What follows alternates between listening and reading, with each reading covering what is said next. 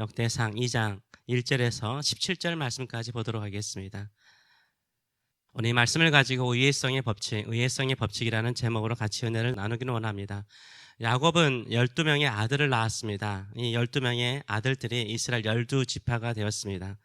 야곱의 12아들의 이름이 오늘 본문 1절과 2절에 나와 있습니다. 그 다음에 누구의 족보가 나옵니까? 첫 번째 장자인 르우벤의 족보가 나옵니까? 아닙니다. 야곱이 사랑하고 애굽 총리까지 되었던 요셉의 족보가 그 다음 구절에 나옵니까? 아닙니다. 유다의 족보가 가장 먼저 나오고 있습니다. 왜 유다의 족보가 가장 먼저 나올까요? 다윗 때문입니다. 이스라엘 민족의 중심에는 다윗이 있습니다. 다윗은 유다 지파의 사람입니다. 유다 지파는 12지파 가운데서 하나님께 택하심을 받을 만큼 거룩한 집안이었을까요? 좀 하나님께서 축복하고 싶은 그런 거룩한 집안이었을까요? 아니라는 것을 오늘 본문을 통해서 알 수가 있습니다. 유다는 야곱의 아들이죠. 5번째 아들인데 유다에게 장자 엘로 나와 있는데 창세기 보면 엘로 나와 있습니다. 똑같은 인물을 말합니다. 엘은 하나님 앞에서 범죄하였습니다. 악하였습니다. 하나님 보시기에 악을 행하는 사람이었습니다. 그래서 하나님께서 일찍 죽음으로 엘을 심판하실 정도로 엘은 악하였습니다. 3절은 이렇게 표현을 하고 있습니다. 유다의 맏아들 엘은 여호와 보시기에 악하였으므로 여호와께서 죽이셨다라고 말해요. 하나님께서 직접 심판할 정도로 엘은 망난이었음을 우리가 알 수 있습니다. 물론 악한 사람들이 많죠. 이스라엘 12아들의 집안 가운데 악한 사람들이 없었겠습니까? 그런데 유다의 아들 엘은요, 유별날 정도로 악했습니다. 아마 도덕적으로 크게 타락하거나 가나안 우상 숭배에 적극적인 모습을 보여주었는지 모르겠습니다. 이렇게 장자인 엘은 악하였습니다. 하나님 보시기에 악하였습니다. 그런데다가 유다는요, 쌍둥이 아들 베레스와 셀라를 낳습니다. 누구를 통해서 이 두 아들을 낳습니까? 며느리 다말을 통해서 베레스와 셀라를 낳습니다. 근데 이 며느리 다말도 누구의 아내였죠? 장자인 엘의 아내였습니다. 참, 이렇게 유다 지파는 시작을 하는 거죠. 하나님의 보시기에 너무나 악하여서 죽음으로 심판하는 사람이 있는 집안이었고요. 시아버지와 며느리를 통해서 자녀들을 얻는 이런 집안이었습니다. 유다 지파 가운데 또 부끄러운 죄를 지은 사람이 나옵니다. 누굽니까? 아간이 나옵니다. 오늘 본문에는 아갈로 나오는데요. 모세가 죽고 난 다음에 여호수아의 인도를 받고 가나안 정복을 하기 시작하죠. 가장 먼저 정복해야 될 성이 어느 성이었습니까? 여리고 성이었습니다. 여리고 성은 하나님께 바쳐진 성으로서 어느 물건도 개인이 전리품으로 취하지 못하도록 하였습니다. 그런 것을 취하는 것은 사람에게 죄를 짓는 것이 아니라 하나님께 죄를 짓는 죄악이었습니다. 이때 아간이요, 바벨론산 외투 한 벌과 은 200세겔과 금 50세겔을 훔쳐서 숨깁니다. 이런 범죄로 인해서 이스라엘 백성들이 두 번째 성인 작은 아이성을 공격하는데 오히려 대패를 해버리죠. 이스라엘 여러 군인들이 죽게 되고 이스라엘 백성들의 사기가 꺾이게 되고 가나안 민족들의 사기가 올라가게 되었습니다. 이스라엘 백성들의 최고의 위기를 안겨준 사람이었습니다.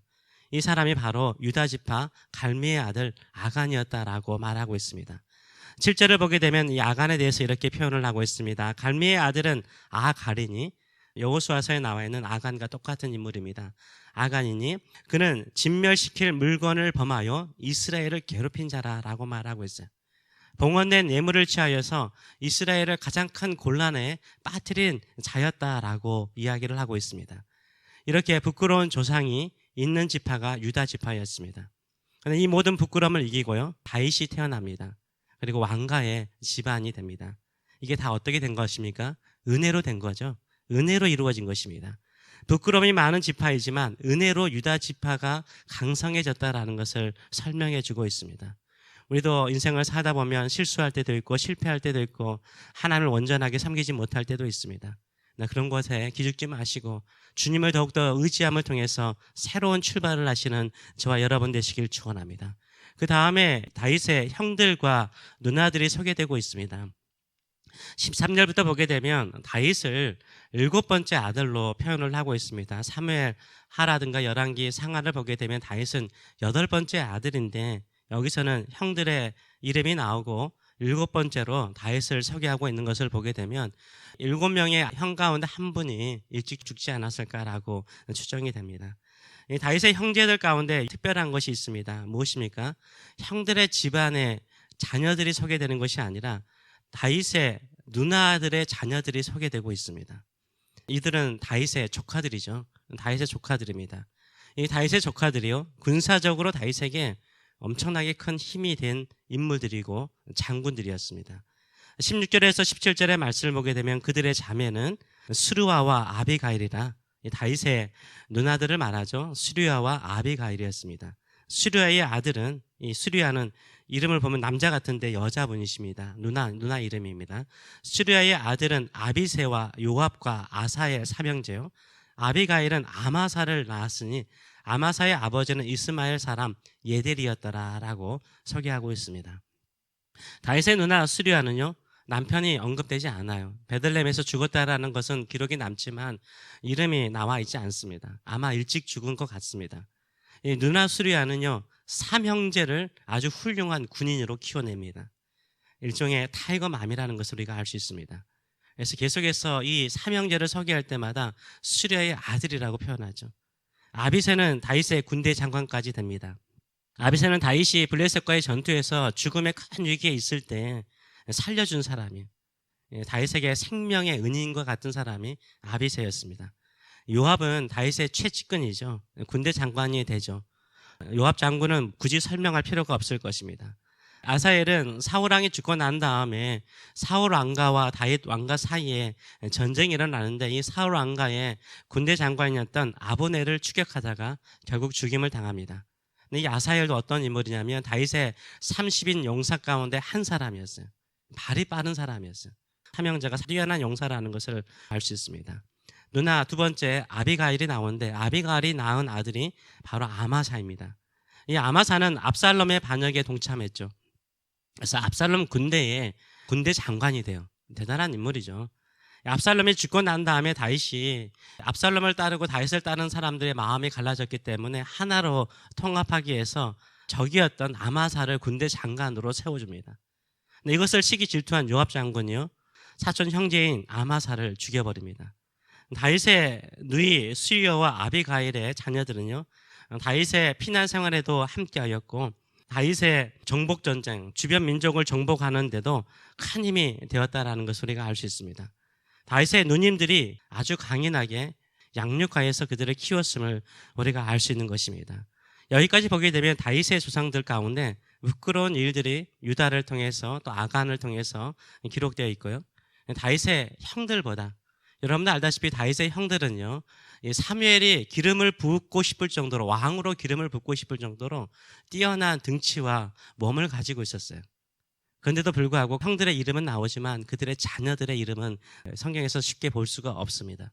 오히려 누나들의 자녀들이 다윗에게 가장 큰 힘이 되어주는 것을 우리가 알 수 있습니다. 의외성이죠. 유다의 며느리 다말이 낳은 베레스의 집안에서 다윗이 나오고요, 다윗을 실질적으로 도와준 사람들은 형들이거나 형들의 자녀들이 아니라 누나의 자녀들이었다는 거. 어떻게 보면 그들의 누나들도 쉽지 않은 인생을 살았을 터인데 아주 강인한 아들들을 키워냈다는 거, 의외이지 않습니까? 신앙생활에 그런 것 같습니다. 신앙생활에 의외성이 참 많습니다. 한마디로 말해서 약간의 아이러니죠. 역설이 많습니다. 세상은 세상의 법칙을 따라 가지만요, 신앙생활은 하나님의 법칙을 따라 가요. 하나님은요, 찾으세요. 하나님을 찾고 의지하는 자, 부끄러운 삶을 청산하고 하나님을 바라보고 하나님께 가까이 나가는 자에게요, 우리가 생각할 수 없는 길을 통해서 길을 내시고요, 우리가 생각할 수 없는 방법을 통해서 우리를 도와주시고요, 우리가 상상할 수 없는 축복을 우리에게 주시는 경우가 참 많습니다. 이 의외성의 법칙, 하나님의 도우심의 손길, 하나님께서 세우시는 하나님의 나라의 일꾼이 되는 비결은 무엇입니까? 하나님을 가까이 하는 것입니다. 하나님의 눈에 띄는 것이죠. 하나님께 가까이 가면 갈수록 하나님의 시선에 있게 되는 거죠. 인간적인 생각을 볼 때는 의외성이죠. 도와줄 수 없을 것 같은 사람이 도와주고요, 나랑 아무런 관련 없는 사람들이요, 나에게 힘이 되어주는 의회성의 법칙이 하나님의 나라 안에, 하나님의 사랑 안에, 하나님의 계획 안에 있는 줄 믿습니다. 이것을 믿고 끝까지 하나님을 가까이 하시는, 하나님을 의지하시는 저와 여러분 되시길 축원합니다.